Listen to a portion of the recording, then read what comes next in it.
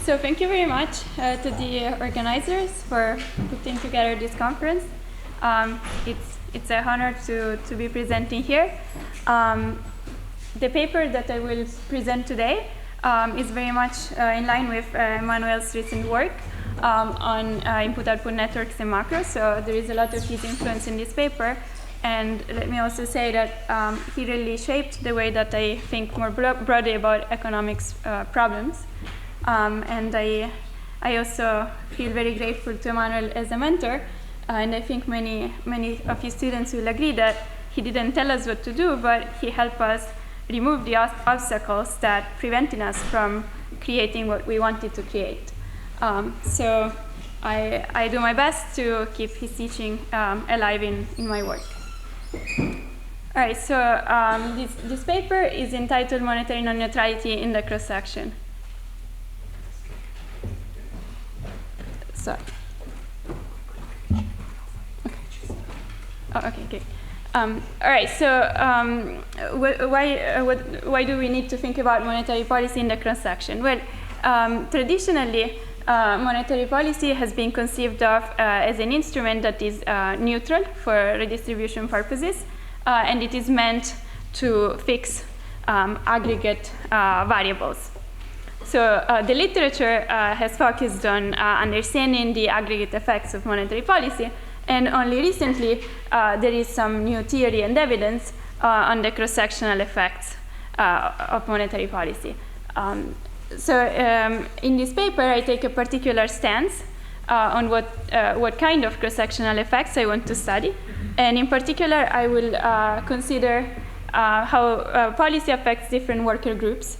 And by this, I mean people potentially in different occupations or different regions or different demographics. So as you will see, the model per se is neutral, so it's silent on how exactly you take to the data the different worker groups. But then in the particular calibration that I focus on, I'm going to look to consider groups as being people in different occupations.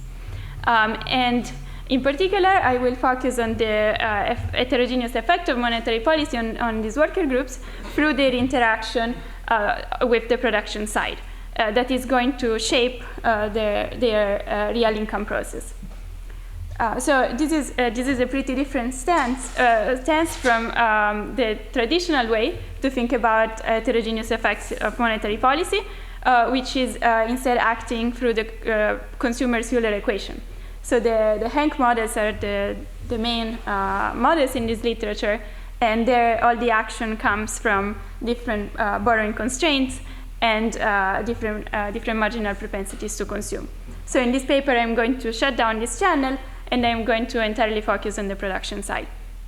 So here is a pretty ugly picture that illustrates the kind of economy that I have in mind. You will know that the paper is ready to be published when I will come up with a better picture. But anyways, so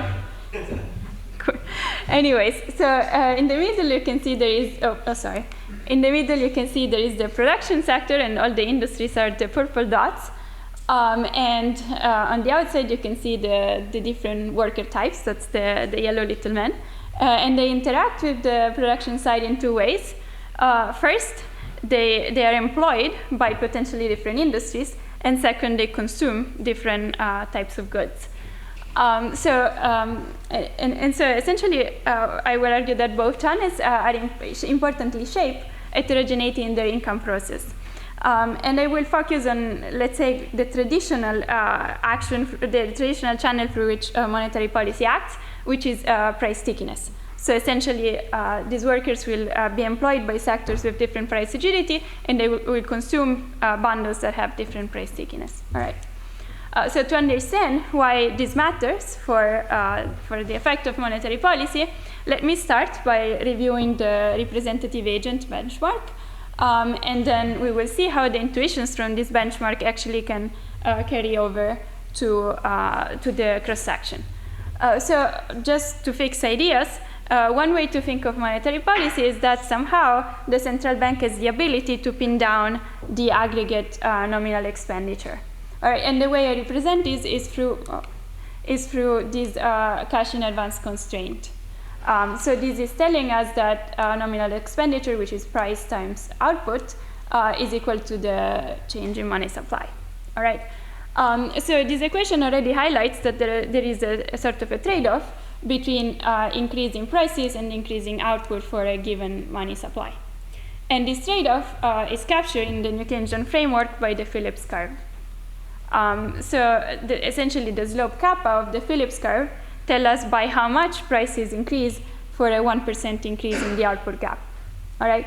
So we see from combining these two equations, we see that whenever the Phillips curve is flatter, monetary policy can stimulate demand a lot without prices increasing too much. All right. So we say that there is more monetary non-neutrality because monetary policy has larger real effects. Okay. And more in general, there is going to be this negative correlation between the effect of monetary policy on output and the effect of monetary policy on prices. Okay, the next question is what determines the slope of the Phillips curve? And in traditional New Keynesian models, there's going to be two elements. One is the degree of price rigidity, and the other is the elasticity of labor supply. Here, basically, the degree. Here, I will allow for heterogeneity across agents in both of these elements, but for simplicity, I will mostly focus on price stickiness. All right, so that was the representative agent benchmark, and let's see how this intuition can carry through to the cross-sectional effects of monetary policy. So before I showed you the ugly picture with the big network, but to give intuition, I will actually strip it down to the simplest possible economy. So again, to make it more fun, this is going to be Italy versus Germany economy. So we're going to have the Italian worker who doesn't like wage cuts, so they will have very sticky wages, and the German worker who is like okay with keep working at a low wage. All right, and then we have the Italian worker and the German worker happily cooperate to make one consumption good, which is purchased by the households. And I will assume for simplicity they have equal share. Okay, and then we have the ECB who has to engineer a contraction. All right, so the question is what happens to the relative employment of these two workers? So now there is a contraction, so essentially wages should fall. But the problem is the Italian wage is not going to fall. So essentially the relative wage of the Italian guy is going to increase. So Italian firms are going to be less competitive, and people will substitute away from Italian good and towards German good. And so that's why the relative employment of the German people will increase compared to the Italian workers. Okay, so again, we see that we have a negative correlation between the quantity effect, so the employment effect, and the price effect, which in this case is the two workers' wages. All right. And this intuition will keep holding also when we add the general network, but then we will not just have a correlation between employment and wages. We will need to define sector by agent Phillips curve and combine them in the correct way to study the cross-sectional effects. All right. So that's why we need the bigger model. Okay. So as an important note, these cross-sectional effects also have some aggregate implications, because to the extent that the economy has the ability to substitute towards the flat Phillips curve agents, then this increases, essentially this dampens the overall inflation response and increases monetary non-neutrality. But quantitatively, this effect is going to turn out to be small. So I will mostly focus on the cross-sectional effects. So this is a good time to ask questions, and by the way, questions are very much encouraged, so feel free to stop me anytime. All right. This is just this was a preview of the main theoretical mechanism. I also have a somewhat preliminary calibration where I take the model to the US data, and I look at the cross-sectional effects of monetary policy on workers in different occupations. And I find that even just from accounting for different price stickiness across sectors, the impact response of employment to a 1% money growth shock is very heterogeneous across people. It ranges from 25.25% to 1.1% across occupations. And I find that a lot of the heterogeneity is actually driven by heterogeneity in price stickiness across industries, and not as much from direct heterogeneity in wage rigidities. And again, the aggregate effects are actually instead quite small. Sorry, when you talk about heterogeneity in price stickiness, you're talking about price stickiness or wage stickiness? Or? So I have both in the model, but it turns out that the price are going to matter more. The price matters more. Yeah, and the presence of the network. I will show the quantitative results at the end. Okay. Great, so I will mostly skip the literature, but just to give you a sense I guess maybe many of you wonder, like we have seen a lot of recent models of monetary policy with input-output, what's different in this model? And the main difference here is that I abandoned the representative agent hypothesis, which is common to most of the recent models, and I precisely focus on heterogeneous agents and cross-sectional effects. All right, so here is a roadmap. First, I will present some stylized facts just to document heterogeneity in the dimension that I mentioned before. And then I will go through the theory, give you some examples, and then present the calibration. So the empirical parts are somewhat more preliminary, so any feedback is very welcome. Great, so stylized facts. So first of all, this histogram plots the distribution of the average price stickiness of the sectors where different occupations are hired. So here I'm taking a classification of 22 occupations for the US, and I am constructing a measure of the probability that each occupation end up in each sector. And then I average the price adjustment probabilities of the sectors where each occupation is employed using these probabilities. All right. So the message of the graph is that there is a fair amount of dispersion in the price rigidity faced by different occupations via the employment channel. As I mentioned before, there is also a consumption channel, so different occupations might buy more or less sticky price baskets. As it turns out, the heterogeneity here is not very big, so here is the histogram. You can see the dispersion is much smaller. All right, so the next pictures are meant to connect the micro data that I gave you before that are based on direct measures of price adjustment probability with some macro moments, let's call them macro moments, that are connected with what we usually think of business cycle facts. And one important fact is the standard deviation of prices and employment. So here you can see a measure of the dispersion of the standard deviation of inflation in the hiring industries, and we see that this is also quite large, and importantly goes together very well with the micro estimate of price adjustment frequency. All right, so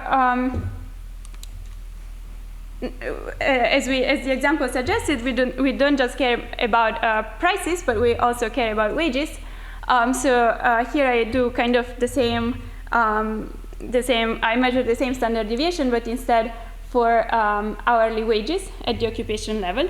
And we see that, again, there is a fair amount of dispersion. And interesting enough, this is very negatively correlated with the standard deviation of employment shares at the occupation levels. So if you recall from our Italy versus Germany example, that was precisely a prediction of the model that there should be a negative covariance between the employment response and the wage response. And I find the same negative correlation also when I look, instead of the standard deviation, I look at another important business cycle moment, which is the correlation of the occupation level employment shares with aggregate employment share, and the correlation of the hourly wage with the aggregate employment share. So essentially, this is saying whenever employment for an occupation is more cyclical, then the wage of this occupation is going to be less cyclical. All right. So just when you say standard deviation on the previous graphs in the y-axis, that's standard deviation across? It's a time series standard deviation. All right, so these are the stylized facts. let me move on. If there are no questions, let me move on to the theory. All right, so to represent the network that I showed you in the picture, I'm going to have in my environment a set of H worker types and production sectors. So H are the little orange workers, and N are going to be the purple dots. Here are several elements of heterogeneity, and I will point to you which ones are most important along the way. So agents are going to consume different bundles of goods, and they're going to own different shares of the sectors and the fixed factors, and they are also going to face different wage rigidity and labor supply elasticity. Sectors hire different bundles of workers, fixed factors in, oh, actually I don't have fixed factors, so forget. Workers in intermediate inputs, and they have price rigidity and different price rigidity and different demand elasticity. All right, so the dimensions of heterogeneity that are going to be fundamental eventually are going to be the different wage rigidity, labor supply elasticity, and the different price rigidity across sectors. And I will show you that without these elements of heterogeneity, you basically get little or no cross-sectional effects. But once you have these elements of heterogeneity, then they are going to interact with the others, and potentially this is going to amplify the cross-sectional effects. All right.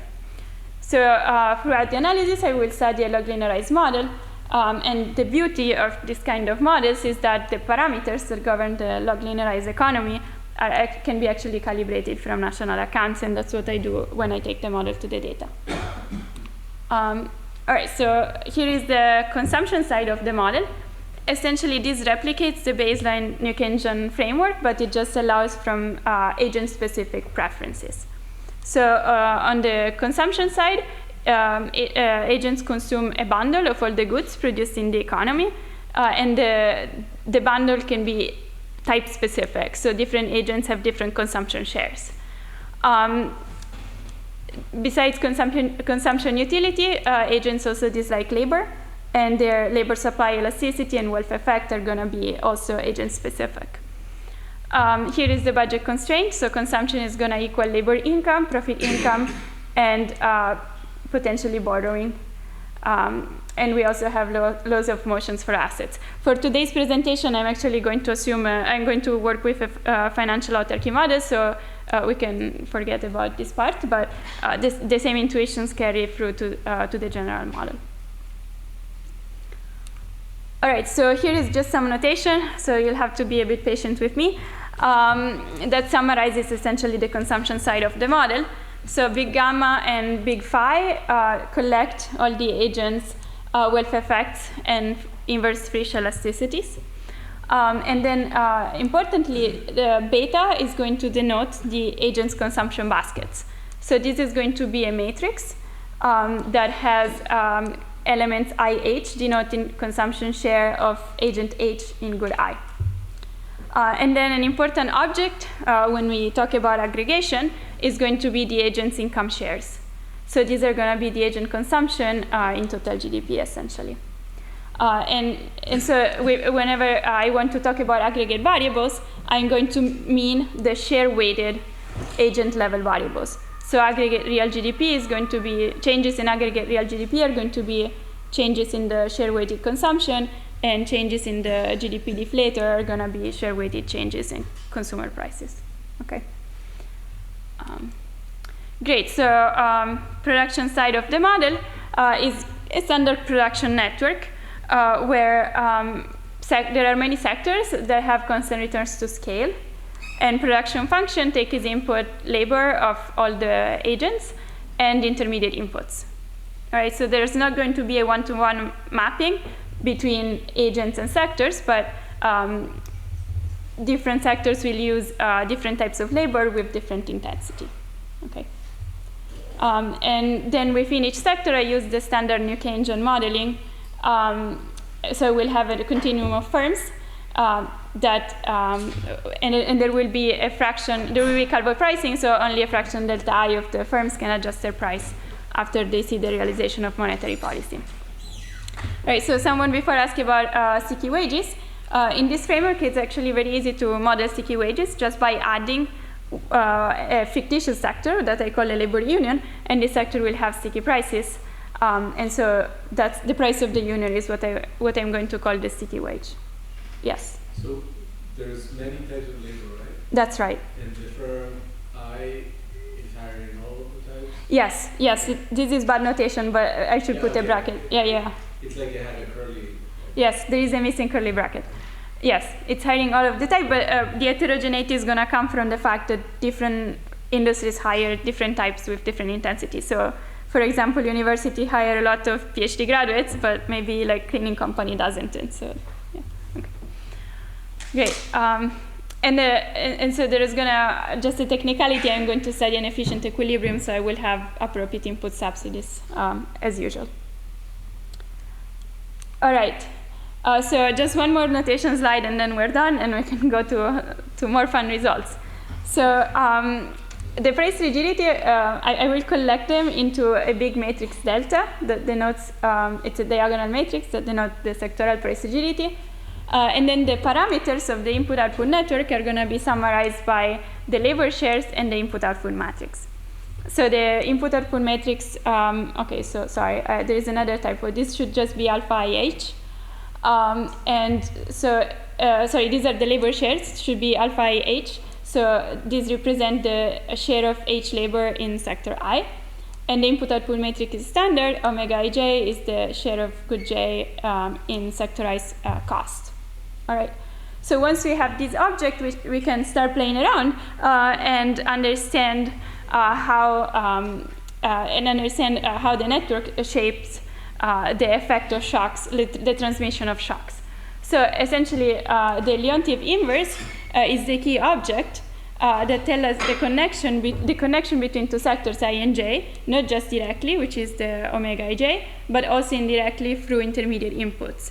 And specifically, these matrices account for paths of any length between I and J. So it is a geometric sum, where the first element is a direct effect, the second is through path of length 2, and so on. Right? So using this Leontief inverse, we can construct the agent's Dommer weights, which tell us the direct and indirect content of each good in each agent consumption. So for example, I do not consume any oil directly, but I do consume a lot of goods that are produced using oil. So my beta oil is going to be 0, because I have 0 consumption, but my lambda oil is going to be positive. All right. And in a similar way, we can also determine what's the total content of each agent labor in each other agent consumption. And that's given by the product of the labor shares with the Dommer weights. All right. So these are just basic definitions, but they're going to reappear a lot throughout the network. So I thank you for bearing with me. All right. So here is a bit of a technical note, but in equilibrium, we can actually connect these input-output weights with the agent's shares.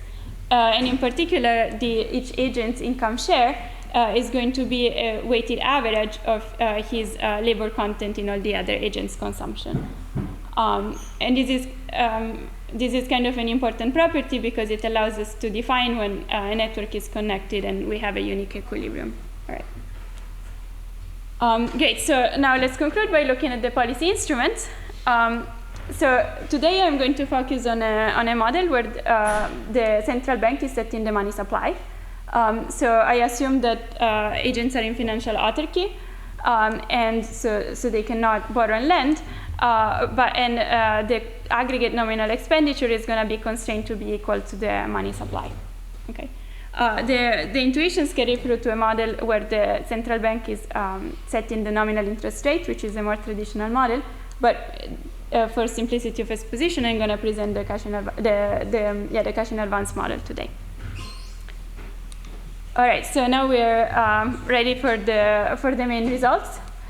So basically, the big model can be boiled down to 3 equations. The one equation is simple; it's the aggregate demand equation that is given by the cash in advance constraint. Then the second equation, like the representative agent economy that I showed you before, is going to be given by the Phillips curve that captures the supply block.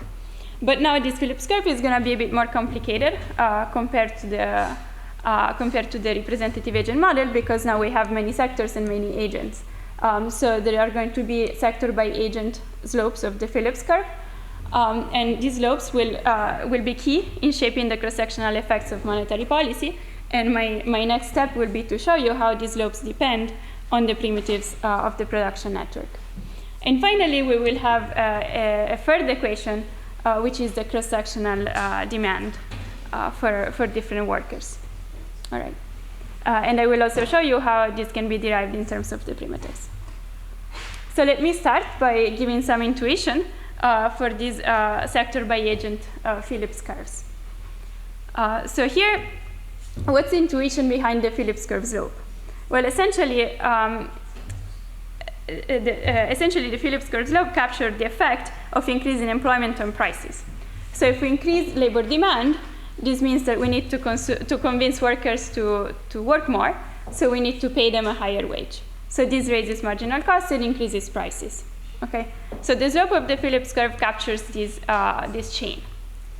So it has 3 pieces that essentially will capture heterogeneity in the price rigidity faced by different workers in production and in consumption. And they will also capture heterogeneity in their labor supply elasticity. So the labor supply elasticity piece is this phi at the end. The price rigidity in production essentially captures how a change in the nominal wage is transmitted into prices through the network. So alpha is going to be the labor share. That is the direct effect of wages and marginal cost. Then there is going to be this Leontief inverse adjusted by price rigidity that is going to tell us how this change in wages propagates through the network. And finally, marginal costs are converted into prices through the price stickiness Calvo parameter. And then we're going to have a further term that captures the effect of price rigidity in consumption. And essentially, this goes through a general equilibrium effect, whereby if I increase wages, prices are also going to respond. So real wages will go up by less than 1-to-1 with nominal wages. And these terms capture precisely the fact that some workers might be exposed to goods with flexible price, so they will have a smaller increase in real wage per unit of increase in nominal wage, and vice versa. Other people consume sticky goods, and so they will have a bigger increase in real wage. All right. So, but this expression is important because it's really isolating the effect of price rigidity through the production and the consumption channel. And we will see next that the production channel is actually going to be more important. All right, so the second piece, the second new piece of the heterogeneous agents model was the law of motion for cross-sectional employment. And this can actually be described in a streamlined way through this cross-sectional multiplier that I call M. So before I show you a bit what goes into the expression for M, let me tell you what's the intuition here behind it. So essentially, a monetary expansion, we can think of it as the central bank dropping some more money, 1% more income in the pockets of all agents. All right. So essentially, if everyone is 1% richer, and before they were optimizing their consumption, then expenditure is going to increase proportionally for all goods. And so that's what the big one represents here. However, like even a proportional increase in the labor demand for different agents is going to have a heterogeneous effect on the agents' real wages. And that's because agents potentially have different labor supply elasticities, but also because they might have different wage rigidities. All right, so in the example before, if the wage for the Italian worker is going to go up by less than the wage of the German worker, right? And so this is going to feed back into a change in the relative price of different goods. And in turn, this is going to affect the relative demand for different goods, and so the relative demand for the labor of the people who makes this good. All right. And so this is what captured by the matrix M that is going to capture a further adjustment in the labor demand and a further adjustment in wages and so on. All right. So as I kind of explained in words, heterogeneity is going to matter through two channels. The first is changes in relative prices that are going to trigger expenditure switching. And the second channel is going to be reallocation of income across agents. All right, so for time constraint, I'll go a bit fast over these big formulas. But essentially, the first piece of this multiplier is going to tell us that labor demand for some agent H is going to drop if the price of the goods that employ a lot of H's labor goes up.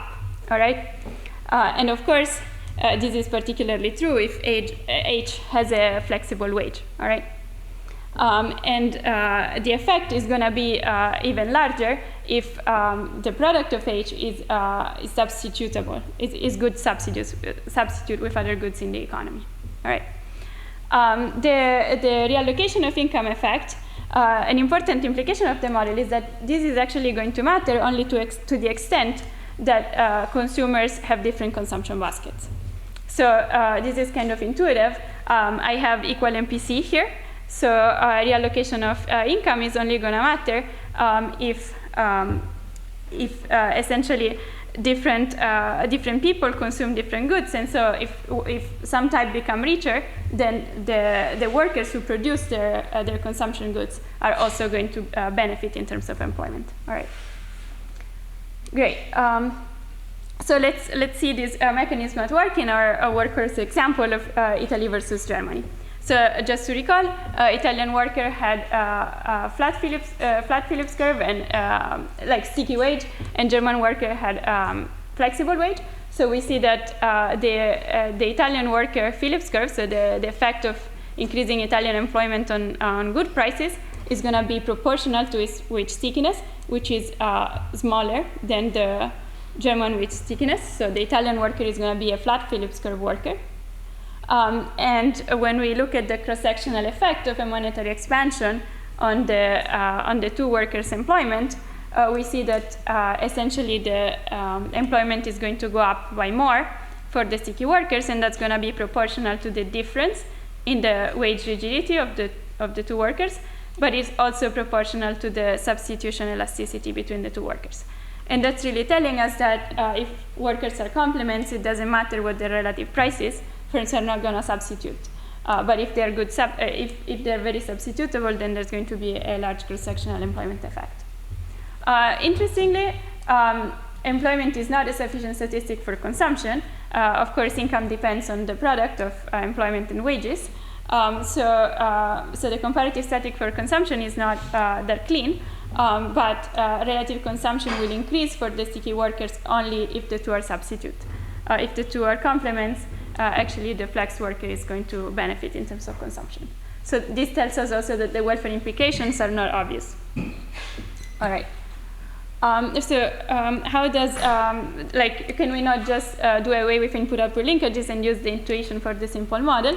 This framework is going to help us to discipline how input-output linkages shape the degree of nominal rigidities faced by different workers. And in particular, here I have a simple example where I have an intermediate good producer and a final good producer.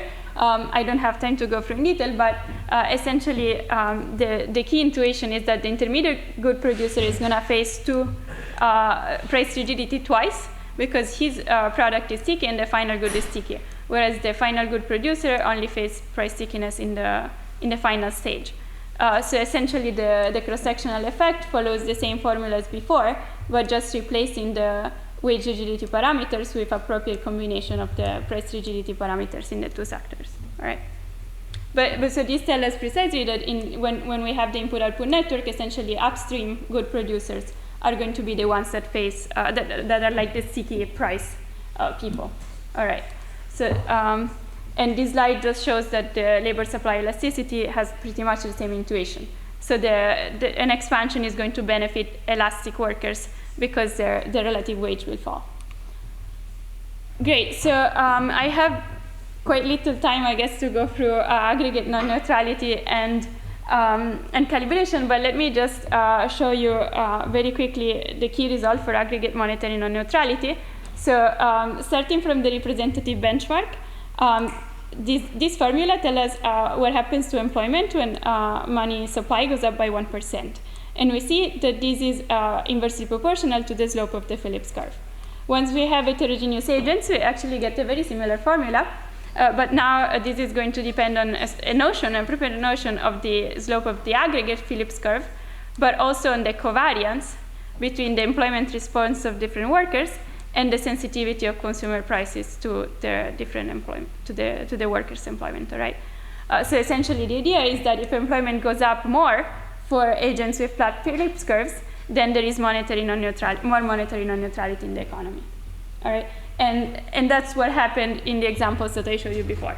So I haven't proved the theorem that says that this is always true, but I also haven't found a counterexample, so I'm still trying.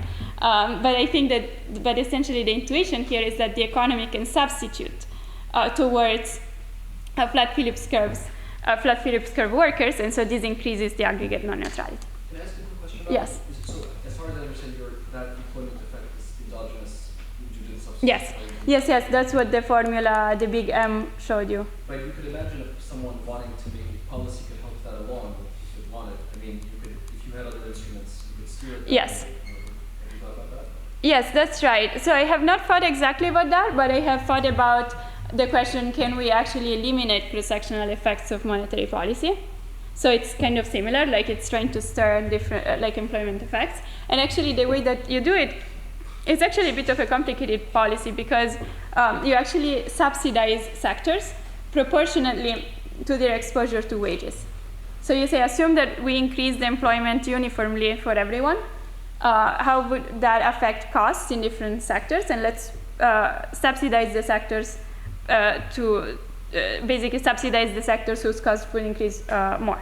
So if you do that, essentially you eliminate any cross-sectional effect of monetary policy. Right, cool. And you replicate the representative agent economy. But the important note is that you can do it only if you have heterogeneity in price rigidity and nothing else. If you also have heterogeneity in labor supply elasticity or in an extension where you have fixed factors, then this doesn't work anymore. Okay. Great, so let me just show you a few pictures from the calibration. This is showing impulse responses to a 1% monetary shock in different occupations. And the blue lines are the occupation response, the red line is the aggregate. I'm sorry, this is not very visible here. But anyway, the bottom line is that the discrepancy between occupation specific and aggregate is pretty large for many occupations. And this is another important picture. This is just showing the impact response by occupation to a 1% monetary shock. And the left axis and the blue line are relative to the baseline model, and the right axis for you and the red line are corresponding to a model without input-output linkages. So I'm still allowing for heterogeneity in wage rigidity and in price rigidity, but I am killing the input-output linkages. And you see that reading from the right axis, there is much less non-neutrality in the model without input-output linkages, and that we knew already from the representative agent models, like my job market paper. But the other message is that the cross-sectional non-neutrality is also compressed in the model without input-output linkages. And then a final message is that, so these horizontal dash and dotted lines capture aggregate non-neutrality. The dash line is in the real model, the dotted line is the one that we compute naively, ignoring heterogeneity, and we see that they are very similar. All right, so I guess I'm about out of time, so let me skip to the conclusion. In this paper, I show that monetary policy has important cross-sectional effects through whereby basically different agency income depends on how they interact with the production side. So in the cross-section, I show that employment increases by more for what I characterize as flat Phillips curve workers. And in the aggregate, the ability of the economy to substitute towards these workers increase monetary non-neutrality. Quantitatively, I find that the cross-sectional effect is significant, and that it is mainly driven by the input-output structure. So I didn't show you the result today, but wage rigidity seem to matter much less than price rigidity where you are employed. And just a little advertisement, this same framework can be used to address a lot of other questions, and I'm working on these. So it can speak to the effect of targeted government spending to different sectors, and it can also discipline the way that we think about cross-sectional Phillips curve estimation and, of course, open economy issues. All right, thank you very much.